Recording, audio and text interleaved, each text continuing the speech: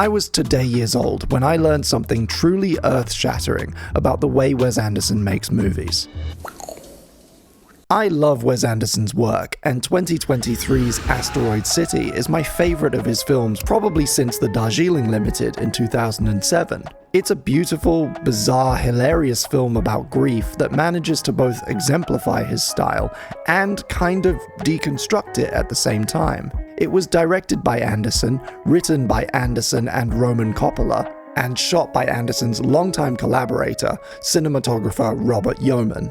From Bottle Rocket to the Phoenician Scheme, we've watched Wes Anderson's signature style evolve.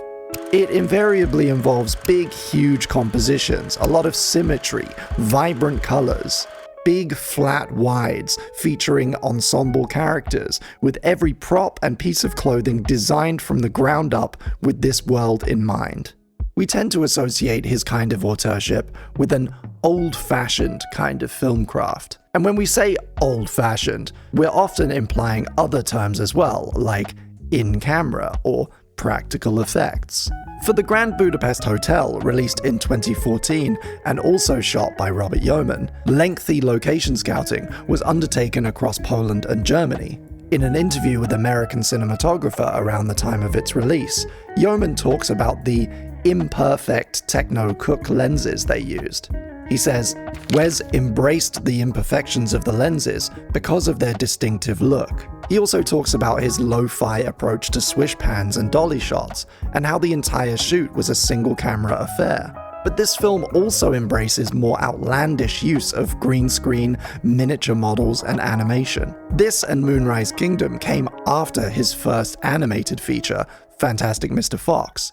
And I think you can see that playful, cartoonish influence entering his live-action features around this time. Almost 10 years later, Wes Anderson seems to be taking a step back. Apart from a couple of choice moments, which I won't spoil here, if you've seen it, you know what I'm talking about. The visuals of Asteroid City are dedicated to a kind of DIY realism that is deliberately theatrical and reminiscent of old Hollywood. But just as it seems almost all of cinema is relying more and more on post-production, Wes Anderson is too, just not in the ways you would expect.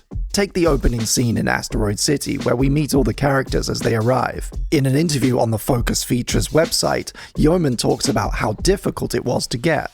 They couldn't have all the actors on set at once, so they had to combine takes shot several weeks apart. That opening shot itself, the 360 as we called it, I think is actually broken up into maybe 5 segments. This is Barney Pilling, the editor on Asteroid City, talking to the editing podcast. Pilling also cut Grand Budapest, as well as one of my favourite modern sci-fis, Annihilation. By the time we got around to there, the lighting had changed, or there was a little bobble on that, so we perhaps did that 25 times. You dare me?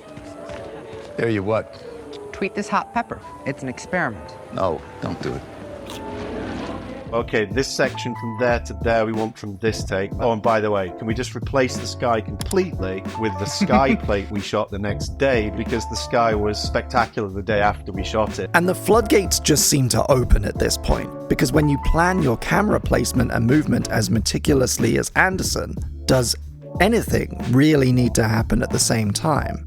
Take a look at the three sisters, Andromeda, Pandora, and Cassiopeia, played by Ella, Gracie, and Willem Farris. These three kids bring so much charm to the movie, but a lot of that charm is created in post. There it is.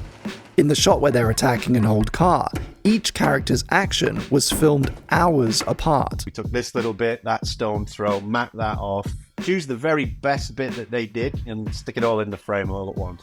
And in the diner, when the sisters talk over each other, they're not, actually. What do you little princesses want to drink?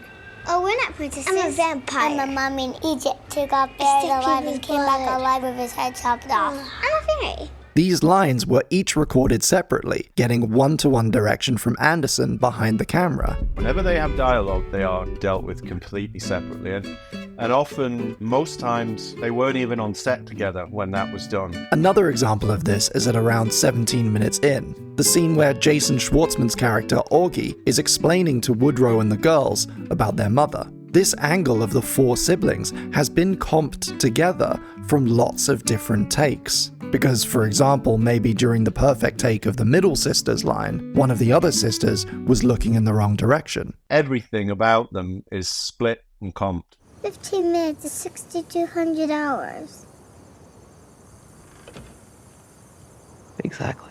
There's some dolly moves and there's some tracking shots where they don't have dialogue, where it is the 3 of them just doing what naturally came to them at that point, and that always seemed to work. But yeah, whenever they have dialogue, they are dealt with completely separately. Split them off, take 2 of them away, and just concentrate on one sibling at a time, and go back and forth, prescribe things, look at me, now look that way, and all the wise keeping in his head his knowledge of what they need to be doing and reacting to. And it gets even wilder.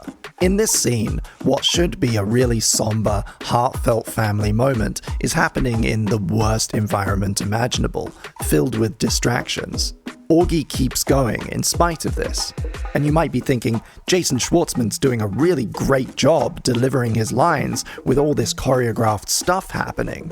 Or maybe you're thinking, wow, they must have done so many takes of this to get it all right.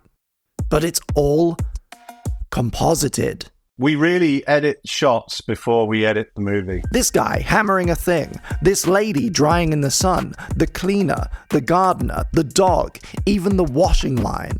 They're all separate takes. You're looking at an incredibly detailed photographic collage. They were all done on the day. Every corner of every frame and every action and every prop is ripe to get changed. The dog, I can picture the mat shape I had to put on the dog. Like, wow! I've shown this discovery to a few of my film friends recently, and it elicits some pretty extreme reactions.